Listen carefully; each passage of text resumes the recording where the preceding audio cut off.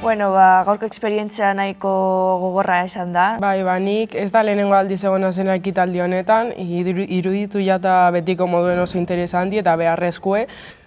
Uste dut oso introdukzio garrantzitsua eta beharrezkoa izan dela, justo sartzen ari garen etaparako. Ze gehienok hemen daukagu 16, 17, 18, 19 urte, eta falta da oso gutxi guk sartzeko errepidetan.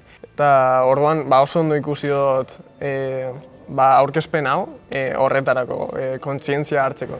Eta gero ekitaldi izan erabili dugu mugikorra, erantzuteko gauza batzuk, egon dizizen galderak, eta nahiko interesgarria iruditu zait. Dami iruditu zaigu oso era ona komunikatzeko gazteekin eta era oso entretenigarrian. Daulan dute pertsonaia eta egiten dabie, ez izetie igual golpe oso latza pertsonentzako ulertzerako gaixe eta azkenin egitotzu laguntzie egoteko lasai, ulertzeko ondo, galdera oso zehatzak eta errezak ulertzeko.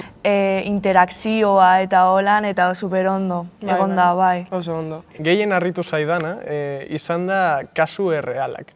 Beti ikusten ditugu zenbat istripu egon diren, eta guk izango dugu, baina niri ez zait tokatuko. Baina gero ikusten duzu pertsona horiek, eta ikusten duzu nola istripu bat, momentu batean, segundo bat, nola aldatuen bere bizitza, bere bizitza guztirako. Kontau dizuetena kontau eta niri pasauzatela egun osua olako gauzetan eta nabilela, nik jokatu segundu baten buru gabe, txorrada minimuak, bizitzia ziaro aldatzeizu.